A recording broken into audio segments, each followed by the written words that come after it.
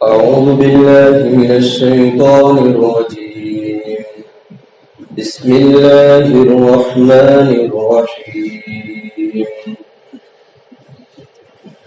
ألهاكم التكاثر حتى زرتم المقابر كلا سوف تعلمون ثم كلا سوف تعلمون كلا لو تعلمون علم اليقين لترون الجحيم ثم لترونها عين اليقين ثم لتسألن يومئذ عن النعيم.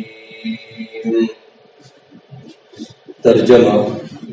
شروع اللہ کے نام سے جو بڑا مہربان نہایت رحم کرنے والا ہے. غفلت میں ڈال دیا زیادتی نے مال اور اولاد کی، یہاں تک کہ تم قبروں میں پہنچ جاتے ہو. ہرگز نہیں، عنقریب تم جان لو گے.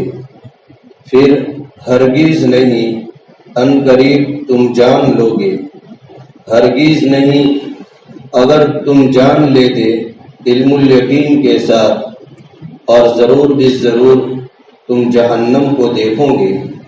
پھر ضرور بس ضرور تم اس کو عین الیقین سے دیکھو گے. پھر تم سے نعمتوں کے بارے کے اندر پوچھا جائے گا. یہ سورۃ التکاثر ہے. تکاثر کے معنی زیادتی، اور یہ سورت مکی ہے، مکۃ المکرمہ میں نازل ہوئی ہے. اس سورت کا شان نزول یعنی اترنے کا سبب اس طریقے سے ہے کہ عرب میں ایک دوسرے کے درمیان میں فخر کیا جاتا تھا، مال کے اندر، اولاد کے اندر، کٹم قبیلے کے اندر، کہ ہم بہت زیادہ مال والے ہیں، بہت زیادہ سردار والے ہیں، کہ ہمارے خاندان میں بہت بڑے بڑے سردار ہیں، جیسے بنی عبد مناف، بنی قصی اور بنی سہم. تو اللہ تبارک و تعالیٰ نے اس صورت کو اتار کر کے یہ فرمایا کہ یہ فخر کی چیز نہیں ہے، یہ فخر کی چیز نہیں ہے کہ یہ مال اور یہ اولاد کی زیادتی تمہیں غفلت میں نہ ڈال دے. یہ دنیا کی محبت جس کے اندر تم فخر کر رہے ہو، یہ فخر اصل نہیں ہے. ایک وقت یہ آتا ہے کہ اس دنیا میں تم مست ہو کر فخر کر کے اپنے قبر کے اندر پہنچ جاتے ہو. اپنی قبر کے اندر جیسے فرمایا حتی زرتم المقابر، کہ تم قبرستان پہنچ جاتے ہو، اور عنقریب تم دیکھ لو گے، تم جان لو گے کہ جو چیز جس کے اوپر تم فخر کر رہے ہو یہ اصل نہیں ہے. قبر میں یہ آنے والی ساتھ میں چیز نہیں ہے، نہ مال ساتھ میں آنے والا ہے، نہ اولاد ساتھ میں آنے والی ہے، نہ کٹم قبیلے اور سردار ہمارے ساتھ میں آنے والے ہیں. اس لیے دنیا بزرگ دوستوں سرسبز میٹھی چیزیں، اس کے پنجے میں اور اس کے شکار کے اندر ہم نہ آئے. یہ دنیا اگر اللہ نے ہمیں بہت دے دی، مال بہت دے دیا، کب تک؟ جب تک سانس ہے، جب تک ہماری موت نہیں آئی، وہاں تک کہ ہمارے ساتھ میں. پھر بڑے سے بڑا چودھری ہو، کہ بڑے سے بڑا حاکم ہو، کہ بڑے سے بڑا ملک کا بادشاہ ہو، اس کو بھی قبر میں وہی چیز ملتی ہے جو ایک عام اور ایک غریب آدمی کو ملتی ہے. نہ کوئی بنگلہ، نہ کوئی جائیداد، نہ کوئی بینک بیلنس، نہ کوئی اولاد، نہ کوئی اپنے کٹمب کو، نہ اپنے دوستوں کو اپنی قبروں کے اندر لے کر کے جاتا ہے. اس لیے اللہ رب العزت نے ایسے تو یہ کافروں کو کہا ہے، لیکن یہ تمام مومنین کے لیے بھی ہے، یہ تمام ایمان والے کے لیے ضروری ہے کہ دنیا میں اس طریقے سے زندگی گزارے کہ دنیا حاصل کرے لیکن دنیا کو دل میں جگہ نہ دے، دنیا کو دل میں جگہ نہ دے، اور دنیا کو اصل نہ سمجھے. اصل آخرت ہے، اصل قبر ہے. ایک دن مجھے مرنا ہے، اپنی قبر میں جانا ہے. کبھی کبھی ہم 2 منٹ کے لیے تنہائی میں بیٹھ کر کے مراقبہ کریں گردن جھکا کر کے اور سوچے، صرف 2 منٹ کے لیے، 5 منٹ کے لیے سوچے کہ ہمارے کتنے باپ دادا تھے، آج وہ کہاں چلے گئے. اور اسی طریقے سے سوچے اپنے گھر والوں میں سے جو دنیا سے چلے گئے وہ اپنے ساتھ میں کیا لے کر کے گئے. ہمارے باپ دادا جس مکان کے مالک تھے آج ہم اس کے مالک ہیں، جس زمین کے وہ مالک تھے آج ہم اس کے مالک ہیں. اور پھر یہ بھی سوچے کہ آئندہ 50 سال کے بعد اس کے کون مالک ہوں گے، آئندہ 100 سال کے بعد اس کے کون مالک ہوں گے.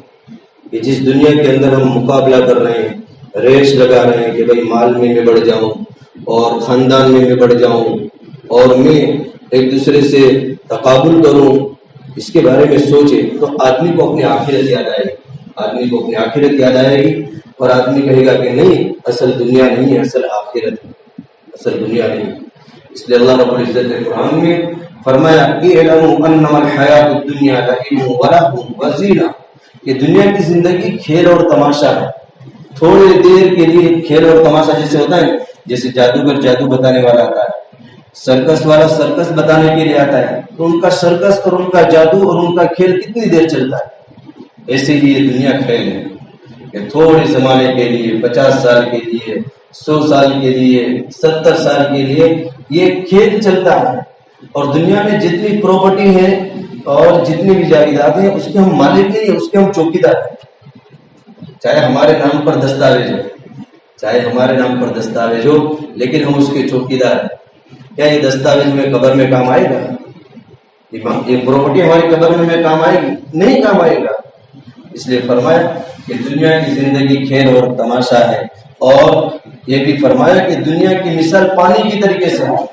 وَاضْرِبْ لَهُم مَثَلَ الْحَيَاةِ الدُّنْيَا كَمَاءٍ أَنزَلْنَاهُ مِنَ السَّمَاءِ مَاءً، جسے اللہ نے آسمان سے پانی کو اتارا. پانی کی صفت ہے کہ وہ ایک جگہ پر ٹھہرا ہوا نہیں رہتا ہے. پانی کی یہ صفت ہے کہ وہ ایک جگہ پر رکا ہوا نہیں رہتا ہے، وہ ادھر سے ادھر بدلتا رہتا ہے، جگہ چھوڑ دیتا ہے. ایسے دنیا ایک ہی آدمی کے پاس میں رہتی نہیں ہے، وہ بدلتی بدلتی رہتی ہے. کبھی کوئی کروڑ پتی ہے تو کبھی کوئی روڑ پتی ہے، کبھی اللہ فقیر کو مالدار بنا دیتے ہیں تو کبھی مالدار کو اللہ تعالیٰ فقیر بنا دیتے ہیں. یہ پانی کی صفت ہے. اور پانی کی دوسری صفت یہ ہے کہ جو کوئی بھی اس میں داخل ہوگا وہ ضرور اس کے اندر یعنی کہ ملوث ہوگا، یعنی کہ اس کے اندر داخل ہوگا تو اس کے پیر بھیگے، ضرور اس کے پیر بھیگے. اس لیے دنیا دار آدمی دنیا میں مبتلا ہوگا تو ضرور دنیا کی محبت دل میں آئے گی. اسی طریقے سے بزرگ دوستوں، یہ پانی کی ایک صفت یہ ہے کہ اس کو اگر یہ زیادہ ہو جائے، پانی زیادہ ہو جائے، جیسے سیلاب آ گیا، پانی زیادہ ہو جائے اور سیلاب آ گیا تو اس کو روکنا چاہے تو ہم روک نہیں سکتے ہیں، اس کو ہم روکنا چاہے تو روک نہیں سکتے ہیں. ایسے ہی یہ دنیا کی مثال ہے. اس لیے ایک جگہ پر اللہ نے قرآن میں فرمایا من کان یرید حرث الآخرہ نزد له فی حرثہ، کہ جو کوئی آدمی آخرت کی ترقی کو چاہتا ہے ہم اس کی آخرت کی کھیتی میں ترقی دیتے ہیں. نزد له فی حرثہ، اس میں بڑھوتری کرتے ہیں. ومن کان یرید حرث الدنیا نؤتیہ منہا، اور جو کوئی صرف دنیا ہی کو چاہتا ہے، نہ نماز کی فکر، نہ ذکر، نہ تلاوت، نہ اللہ کی یاد، نہ نبی کی یاد، نہ قرآن، اور غفلت میں دنیا میں مست ہو کر کے جیتا ہے. اور دنیا صبح اٹھے تو بھی دنیا، شام کو سوئے تو بھی دنیا، صبح کو اٹھے تو بھی دنیا کا ٹینشن اور شام کو سوئے تو بھی دنیا کا ٹینشن، صرف دنیا ہی اس کا مشغلہ ہو. اللہ فرماتے ہیں کہ ہم اس کو تھوڑی بہت دنیا دے دیتے ہیں، اللہ دنیا دے دیتے ہیں، لیکن آخرت میں کیا نقصان ہوگا؟ وما له فی الآخرۃ من نصیب، کہ آخرت میں اس آدمی کا کوئی حصہ نہیں، آخرت میں اس آدمی کا کوئی حصہ نہیں. تو جو آدمی دنیا میں اس طریقے سے غفلت کے ساتھ میں زندگی گزارتے ہیں، یہ زندگی گزارتے گزارتے گویا اپنی قبروں میں پہنچ جاتے ہیں. اللہ یہ فرماتے ہیں حتی زرتم المقابر، قبرستان پہنچ جاتے ہیں اور عنقریب وہ دیکھ لیں گے، جان لیں گے. پھر فرمایا عنقریب وہ جان لیں گے، اور آگے پھر فرمایا کہ عنقریب وہ علم الیقین، یعنی یقین کے ساتھ کے اندر جان لیں گے. اور وہ ضرور بھی ضرور جہنم کو دیکھیں گے کہ جو غفلت سے، نافرمانی سے اور اللہ کو ناراض کر کے کفر شرک کے اندر دین سے غافل ہو کر کے دنیا میں مست ہو کر کے زندگی گزارتے ہیں، اس کے بارے میں اللہ نے فرمایا کہ وہ ضرور جہنم کو دیکھیں گے. پھر فرمایا کہ پھر وہ ضرور بھی ضرور یعنی یقین کے ساتھ کے اندر جہنم کو دیکھیں گے، یقین کے ساتھ کے اندر. اور دنیا بزرگوں ایسی چیز ہے کہ دنیا میں کسی کا بھی پیٹ بھرنے والا نہیں ہے. دنیا ایسی میٹھی ہے کہ اگر ایک آدمی کو سونے کا ایک میدان دے دیا جائے سونے کا تو اس کی یہ تمنا ہوگی کہ 2 مل جائے. اگر 2 مل گئے تو کہ 3 مل جائے. آدمی کا پیٹ سوائے مٹی قبر کی مٹی کے اور کوئی نہیں بھر سکتا ہے. یہ دنیا ایسی چیز ہے کہ آدمی تھوڑی بہت اچھی زندگی گزارتا ہے تو اس سے اونچے درجے کی زندگی کی تمنا ہوتی ہے. پھر اس سے درجے کی کہ کار چلانے والے کی اوپر اڑنے کی فکر ہوتی ہے. اوپر اڑنے والے کی اور زیادہ پوری دنیا کے مالک ہونے کی فکر ہوتی ہے. کہ دنیا کے اندر کسی کا بھی پیٹ بھرنے والا نہیں ہے. اس لیے اللہ تبارک و تعالیٰ نے فرمایا کہ تم یہ جو میری نعمتوں کو حاصل کرتے ہو، جیسے اللہ نے ہمیں زندگی دی، جوانی دی، تندرستی دی، کھانے پینے کی چیزیں دی، راحت و آرام کی چیزیں دی، اس میں تم میری نعمتوں کو یاد کرو. یہ نعمتوں کے بارے میں تم سے پوچھا جائے گا. اللہ نے بہت ساری نعمتیں دی ہیں کہ ہم ان نعمتوں کی شکر گزاری نہیں کرتے ہیں. اللہ نعمتوں کے بارے میں پوچھیں گے ثم لتسألن یومئذ عن النعیم، کہ ہم نعمتوں کے بارے میں تم سے پوچھیں گے. ٹھنڈا پانی پیتے، ٹھنڈا پانی یہ بھی اللہ کی بہت بڑی نعمت ہے. وقت کے اوپر پیشاب کا آ جانا یہ بھی اللہ کی بہت بڑی نعمت ہے. اگر اللہ ہمارا پیشاب بند کر دے تو ہم کیا کر سکتے ہیں؟ اللہ ہمارا روٹی کھانا بند کر دے تو ہم کیا کر سکتے ہیں؟ دنیا میں ایسے کروڑ پتی بھی ہیں کہ جس کے پاس میں سب کچھ ہے لیکن وہ روٹی نہیں چبا سکتے، روٹی نہیں کھا سکتے. اللہ نے وہ نعمت چھین لی. دنیا میں بہت سارے کروڑ پتی ایسے بھی ہیں کہ جس کے پاس میں سب کچھ ہے، وہ اپنا علاج کرانا چاہے روپے پیسے کے ذریعے سے علاج بھی کروا سکتے ہیں لیکن علاج نہیں ہوتا ہے کہ اس کو وقت کے اوپر پیشاب نہیں آتا ہے. ایسے بھی ہیں. تو یہ اللہ کی نعمتوں کی قدردانی ہمارے دلوں کے اندر ہونی چاہیے. کل قیامت کے دن اللہ تعالیٰ نعمتوں کے بارے میں ہم سے پوچھیں گے. تو یہ ایک واقعہ لکھا ہے کہ ذوالفقار صاحب نقشبندی نے کہ سلیمان بن حرب رحمۃ اللہ علیہ، سلیمان بن حرب رحمۃ اللہ علیہ ان کی مجلس میں ہارون رشید بادشاہ ہے اور انہوں نے کہا کہ مجھے پانی پینا ہے. انہوں نے کیا کہا کہ مجھے پانی پینا ہے. خادم سے پانی منگوایا، ایک گلاس پانی لایا گیا اور ہارون رشید کے سامنے پیش کیا گیا. جس وقت ہارون رشید نے ہاتھ بڑھایا پانی پینے کے لیے تو سلیمان بن حرب رحمۃ اللہ علیہ نے ہارون رشید بادشاہ سے فرمایا کہ ٹھہرو، میں آپ سے کچھ بات پوچھنا چاہتا ہوں، میں آپ سے کچھ بات پوچھنا چاہتا ہوں کہ آپ میری بات کا جواب دیجیے. کہ آپ کے پاس میں یہ پانی کا گلاس ہے، یہ پانی کا گلاس پوری دنیا کے اندر پانی نہ ہو، پوری دنیا کے اندر پانی نہ ہو، صرف یہ ایک ہی پانی کا گلاس ہو اور آپ کو شدت کی پیاس لگی ہو، شدت کی پیاس لگی ہو اور آپ کی جان خطرے میں ہو، تو آپ اس پانی کے گلاس کو کتنے دام میں، کتنے روپے میں خریدوں گے؟ جس وقت ہمارے گھر میں پانی نہیں ہوتا ہے اس وقت پانی کی قیمت ہمیں معلوم ہوتی ہے اور وقت پر پانی مل جاتا ہے تو اس کا احساس نہیں ہوتا ہے. اس سے بعض وقت دکاڑ ہو جاتا ہے. جانوروں کو پلانے کے لیے، گھر میں پینے کے لیے پانی نہیں ہوتا، استعمال کے لیے پانی نہیں ہوتا، تو آدمی کتنے کتنے کلومیٹروں سے پانی کو لے کر آتا ہے، پانی منگواتا ہے، اپنا پیسہ بھی خرچ کرتا ہے. تو ہارون رشید بادشاہ نے کہا کہ اگر ایسا ہے کوئی پر پانی نہیں ہے اور میری جان خطرے میں ہو تو میں اس پانی کے گلاس کو اپنی آدھی سلطنت اور حکومت کے اندر خرید لوں گا، آدھی سلطنت اور حکومت کے اندر خرید لوں گا. پھر سلیمان بن حرب رحمۃ اللہ علیہ نے فرمایا کہ آپ نے یہ پانی پی لیا، آدھی سلطنت کے اندر لے لیا، اب یہ پانی آپ کے جسم میں چلا گیا، اب یہ پانی پیشاب بن کر کے باہر نہیں نکلتا ہے، پیشاب بن کر کے باہر نہیں نکلتا ہے، تمہاری ضرورت پوری نہیں ہوتی، تقاضا پورا نہیں ہوتا، تو آپ اپنی پیشاب کو جاری کروانے کے لیے، چالو کروانے کے لیے، اس کے علاج کے لیے اگر دنیا میں کہیں پر بھی کوئی ڈاکٹر نہ ہو، صرف ایک ہی ڈاکٹر ہو کہ جو اس کا علاج کر سکتا ہے، تو اس ڈاکٹر کے پاس میں اس پانی کو نکالنے کے لیے، پیشاب کی جاری کروانے کے لیے آپ اس ڈاکٹر کو کتنی فیس دو گے؟ تو ہارون رشید بادشاہ نے فرمایا کہ میں دوسری اپنی آدھی حکومت اس کے لیے دے دوں گا.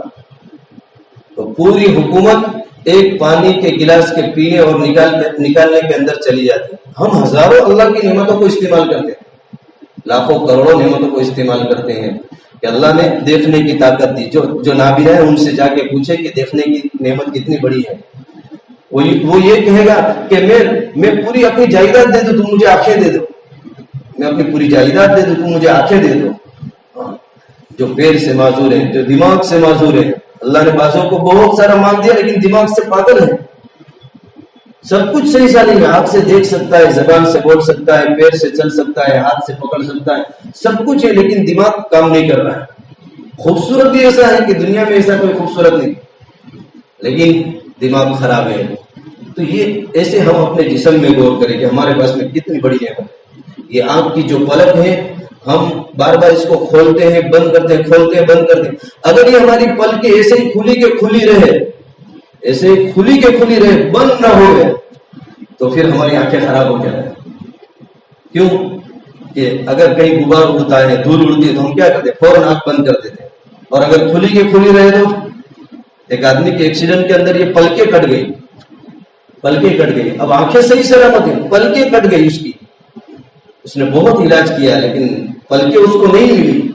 अब वो बेचारा थोड़ा चलता है, गुबार उड़ता है, तो आंख के अंदर जलन महसूस होती है और आंख के अंदर धुंधलापन महसूस होता है। फिर वो पानी से धोता है, फिर थोड़ा चलता है तो फिर गुबार उड़ता है, क्योंकि पलकें खत्म हो गई, अब बंद नहीं हो रही है। तो इस तरीके से बार बार पानी लगाने से भी आंख में जख्म आ गया, बार बार पानी लगाने से भी आंख के अंदर जख्म हो गया और उनकी आंख ऐसे भी, यानी पलकें तो हलाक हुई थी, अब उनकी आंख भी हलाक हो गई। तो कहने का मकसद है कि अल्लाह ने लाखों करोड़ों नेमतें हमें अता फरमाई, नेमतों की हम कदरदानी करें। बनी इसराइल के अंदर आखिरी बात करके मैं खत्म करता हूँ। बनी इसराइल के अंदर 3 आदमी थे, एक गंजा था जिनके सर के बाल नहीं थे, और एक बर्स का बीमार था, बर्स की जिसको सफेद दाग की बीमारी थी, और एक था अंधा। ये 3 किस्म के आदमी थे। ये तीनों किस्म के आदमी के पास में एक आदमी आया। सबसे पहले बर्स वाले आदमी के पास में आया, जिसको बर्स की बीमारी थी, जिसको सफेद दाग थे, कि भाई तू किस हाल में, क्या है?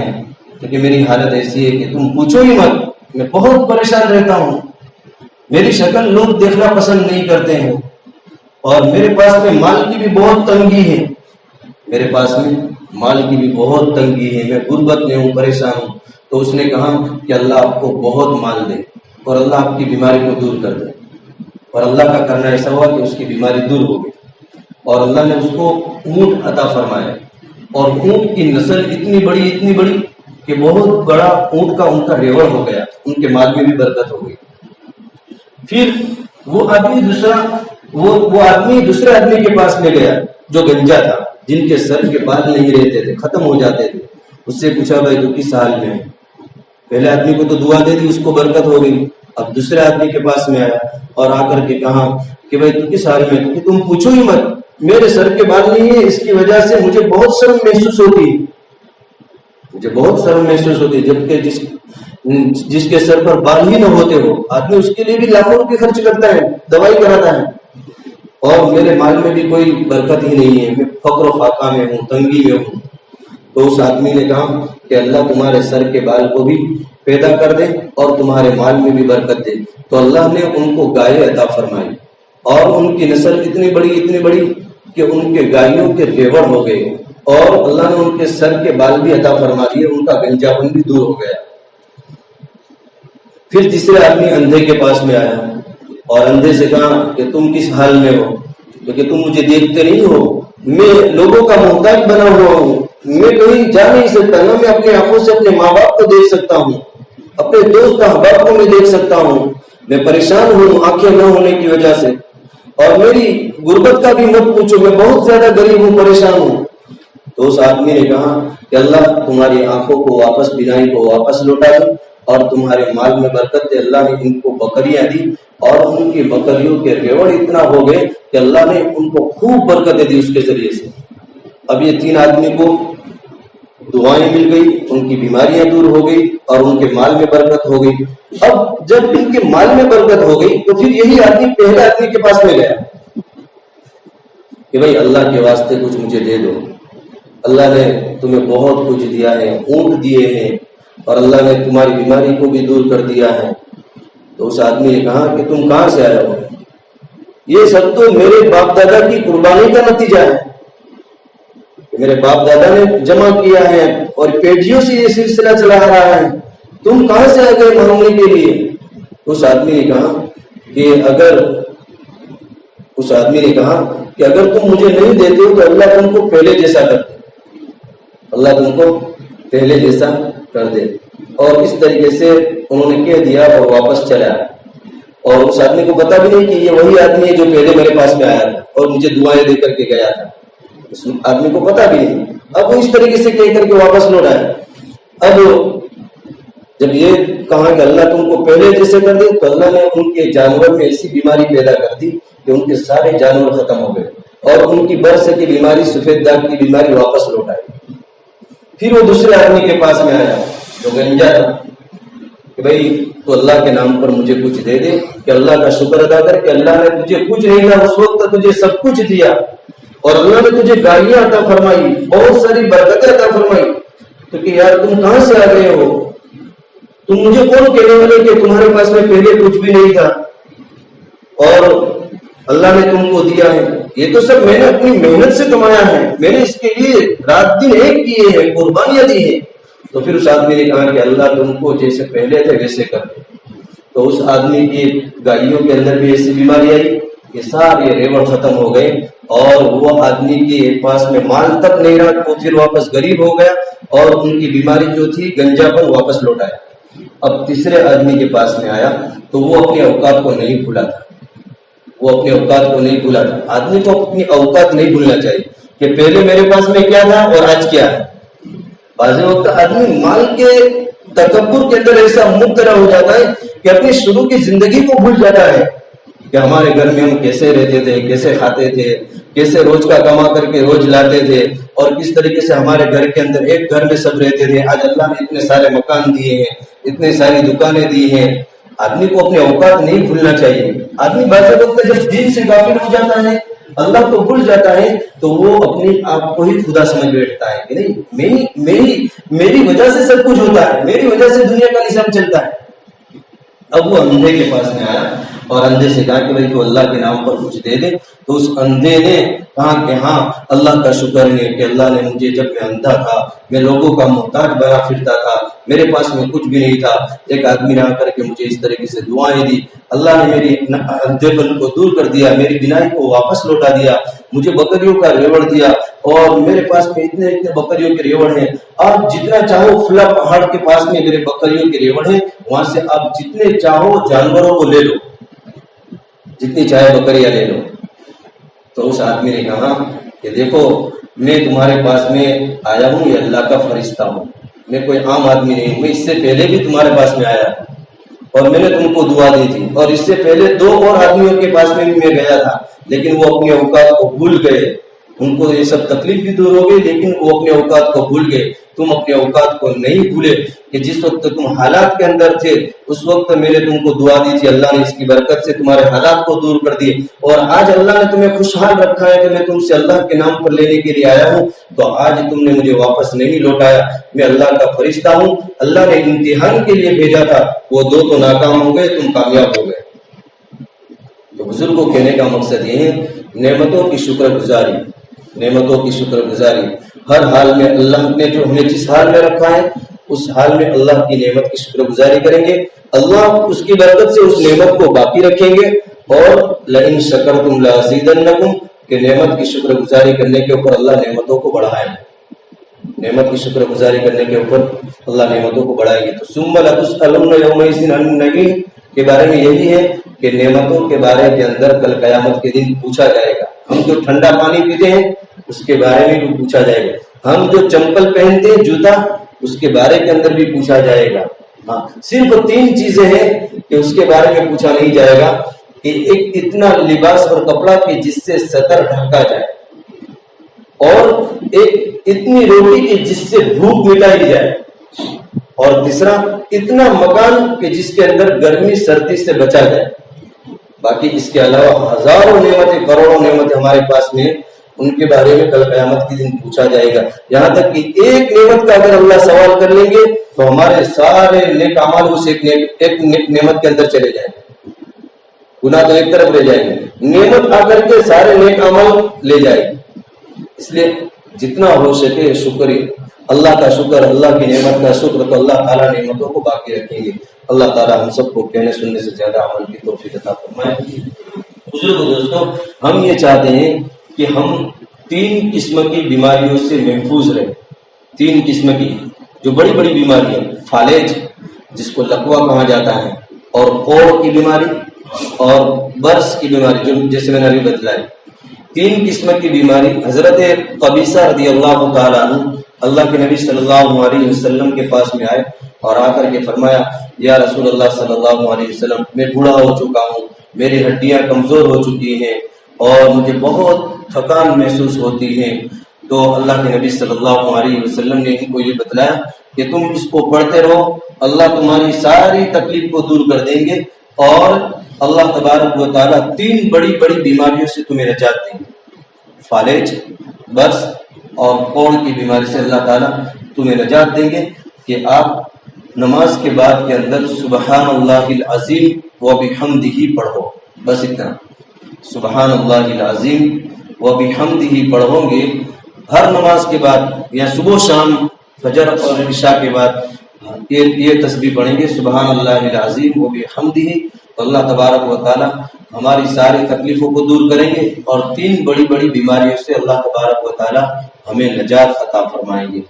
اور اسی طریقے سے اگر ہم رزق میں برکت اور زیادتی کو چاہتے ہیں تو روزانہ فجر کی نماز کے بعد یہ دعا پڑھے، قرآن کی آیت ہے، اللہ لطیف بعبادہ یرزق من یشاء، اللہ لطیف بعبادہ یرزق من یشاء وہو الغنی الحمید۔ یہ 70 مرتبہ فجر کی نماز کے بعد پڑھنا ہے، تو اللہ تبارک و تعالیٰ اس کی برکت سے ہمارے رزق کے اندر بھی برکت عطا فرمائیں گے۔ درست اللهم صل على سيدنا محمد وعلى آل سيدنا محمد وصحبه وبارك وسلم۔ ربنا ظلمنا انفسنا وان لم تغفر لنا وترحمنا لنكونن من الخاسرين۔ یا اللہ ہمارے گناہوں کو معاف فرما، ہماری خطاؤں سے درگزر فرما۔ یا اللہ آخرت کا فکر ہمیں نصیب فرما، قبر کی تیاری کرنے کی توفیق عطا فرما، موت سے پہلے موت کی تیاری کرنے کی توفیق عطا فرما۔ یا اللہ اچھے سے اچھے اعمال والی زندگی گزارنے کی توفیق عطا فرما، برے اعمال سے ہماری حفاظت فرما، ہماری سیئات کو حسنات سے مبدل فرما۔ یا اللہ ہمارے مرحومین کی بار بار مغفرت فرما۔ یا اللہ ہم سب کی جائز مرادوں کو پورا فرما، ہم سب کی تمام تر پریشانیوں کو دور فرما۔